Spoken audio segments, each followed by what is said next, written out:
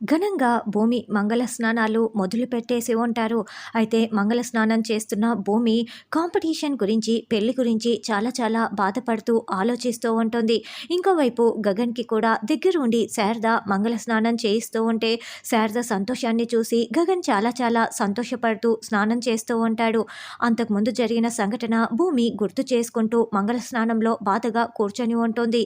రేపు 12 గంటలకి కాంపిటీషను. నా పెళ్లి కూడా 12 గంటలకే నాన్న అని భూమి చెప్పినప్పుడు, అయితే నేనేం చేసేదమ్మా అని శరత్చంద్ర అరుస్తూ ఉంటాడు.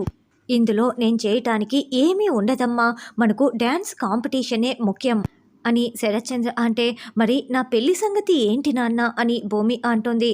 మనం ఒక గోల్ పెట్టుకున్నప్పుడు మనం ఆ కాంపిటీషన్ వైపు గెలవాలనే చూస్తూ ఉండాలి. ఆ గోల్ రీచ్ కావటానికి ప్రేమ, పెళ్లి లాంటివి అడ్డు రానే రాకూడదు.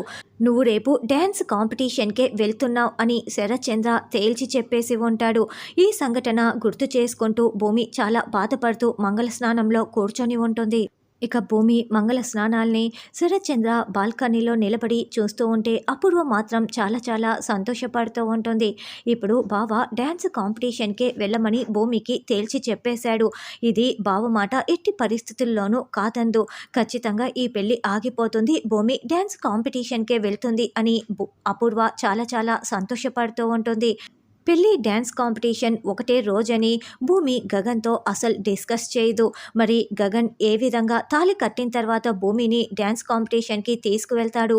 లేకుంటే పెళ్లి ఆగిపోతుందా అన్నది రానున్న ఎపిసోడ్‌లో తెలుసుకుందాం.